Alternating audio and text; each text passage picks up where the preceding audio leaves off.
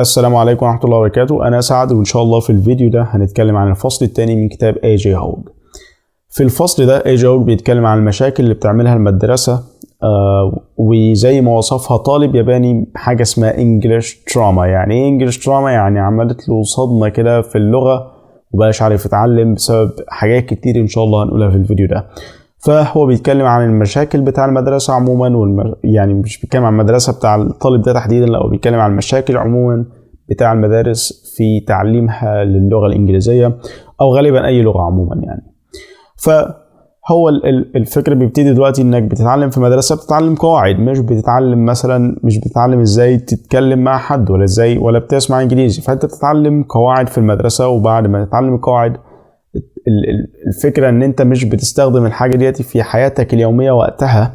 يعني انت لسه زيرو في الانجليش، بتروح تتعلم قواعد ليه دلوقتي؟ فالطريقة دي مملة. فلما حتى المدرسة في بعض المدارس اكتشفت ان الطريقة دي مملة، وقتها بدأوا يدخلوا محادثات في المنهج بتاعهم. فلما دخلوا محادثات بقت المحادثات موجودة كده في تكست بوك، يعني في كتاب، وبقيت بتقرأ. المدرس مثلا يقول السؤال، انت تقول الإجابة من الكتاب. فهو بيتكلم ان الطريقه دي مش فعاله. ليه الطريقه دي مش فعاله؟ لان انت في الحياه اليوميه مش بتتكلم من كتاب. يعني انت محتاج تتكلم بشكل تلقائي من دماغك. يعني مفيش حاجه في الواقع. مثلا لما حد يسالك سؤال مثلا يعني how was your day مثلا ولا حاجه، مش بتروح تفتح تقول له استنى هفتح الكتاب شوف دي كانت في صفحه كام عشان نسيها. طبعا لا، يعني انت المفروض تتكلم بشكل تلقائي مش بشكل تلقين وما تكونش حافظ حاجه معينه. التعليم في المدرسة مبني على نظام انك بتسمع من المدرس حاجة، وبعد ما تسمع بتكتب نوت، بعدها بتحفظها، وبعدها بتروح الامتحان. فبيعلمك حاجة مهمة في المدرسة، وبيديك رسالة كده ان التعليم حاجة سلبية. يعني ايه حاجة سلبية؟ ان انت تفضل تكون قاعد كده بس اللي هو بتتلقى المعلومات. لكن الحقيقة التعليم مش كده. تعليم اللغة لازم يكون حاجة انت بتعملها، لازم يكون حاجة تفاعلية، نشاط تفاعلي بينك وبين المدرس عن طريق الأسئلة. مش مجرد هو بيقول لك معلومة ولا حاجة، وبعد ما يقول لك المعلومة انت تكتبها وتحفظها وتروح الامتحان. فالطريقة دي طبعا هي مش فعالة اطلاقا. هو كله طبعا بيتكلم على انك ازاي تتكلم في اللغة الإنجليزية، ازاي تكون طليق في اللغة الإنجليزية.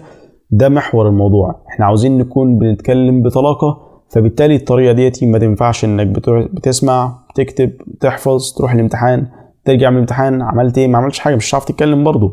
كمان بيتكلم عن انك قاعد في الفصل كده مش بتتحرك. فلما انت قاعد ما بتتحركش تركيزك بيقل تدريجيا. فلو افترضنا جدلا ان هم بيعلموك فعلا حاجة هتحتاجها في الواقع، مش هتكون فاهمها كويس بسبب ان تركيزك قل. كمان بتتعلم ان في اجابة واحدة بس هي اللي صح، لكن في الواقع لا. يعني هو في المدرسة بيعلمك ان في اجابة واحدة بس صح، وهي طريقة المدرس. المدرس قالها لك بالطريقة الفلانية دي. يعني لو نفترض مثلا ان انت يعني دلوقتي المدرس علمك ازاي تقول اهلا لحد، فعلمك كلمة hello. لو انت مثلا في امتحان قال لك ازاي تقول اهلا لحد مثلا، لو كتبت له كلمة هاي هيحسبها لك غلط. ليه غلط؟ لان هو المدرس ما علمكش كلمة هاي، المدرس قال لك كلمة hello. فديتي مشكلة من مشاكل المدرسة. لا، الواقع غير كده تماما. الواقع فيه إجابات وإجابات وإجابات وردود مختلفة للحاجة الواحدة بس. فبالتالي طريقة المدرسة مش كويسة بسبب كمان إن هي بتخليك خايف إنك تغلط. فلما تخاف إنك تغلط تخاف إنك تتكلم، وبتربي عندك الحاجة ديت. يعني حتى لو انت طلعت من المدرسة وبعدين حاولت بقى تتعلم بالطريقة صح، هتلاقي نفسك دايما خايف انك تتكلم. ليه خايف انك تتكلم؟ خايف انك تغلط. ليه خايف انك تغلط؟ عشان في امتحان وفي سكور كده في الاخر، في درجة في الاخر، انت نجحت انت فشلت انت. فالحقيقة يعني هو بيتكلم في انك يعني لازم تاخد التجربة وما تخافش من الكلام.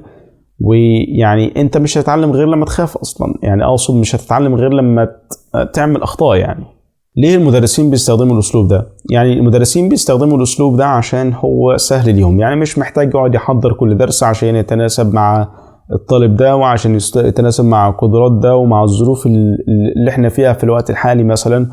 وبيقول ان احنا المفروض نقول عليهم مش مدرسين، المفروض نقول عليهم text book readers، اللي هو يعني قارئوا الكتب الدراسيه، يعني هو مجرد بس كده اللي هو بيقرا لكنه مش بيشرح حاجه. في معظم المدارس بيكون في سيستم ان في بعض الطلبه لازم تجيب درجات عاليه، وفي ناس لازم تكون درجاتها في النص، وفي ناس لازم تسقط.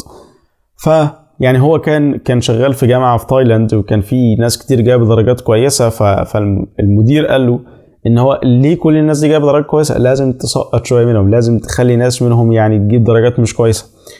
يعني فهو دلوقتي بيقول لك ان انت مش محتاج كل ده بقى، الحمد لله خلاص. يعني انت دلوقتي كل اللي انت محتاجه هو انترنت. لما بتتفرج على الفيديو ده فانت وصل لك انترنت، فبالتالي تقدر تتعلم انجليزي بكل يعني انك تكون بتتكلم بكل طلاقه وبدون اي مشاكل وبدون فلوس كمان. ان شاء الله نتكلم عن كل ده في الفيديوهات الجايه. بس كده، شكرا للمشاهده، والسلام عليكم ورحمه الله وبركاته.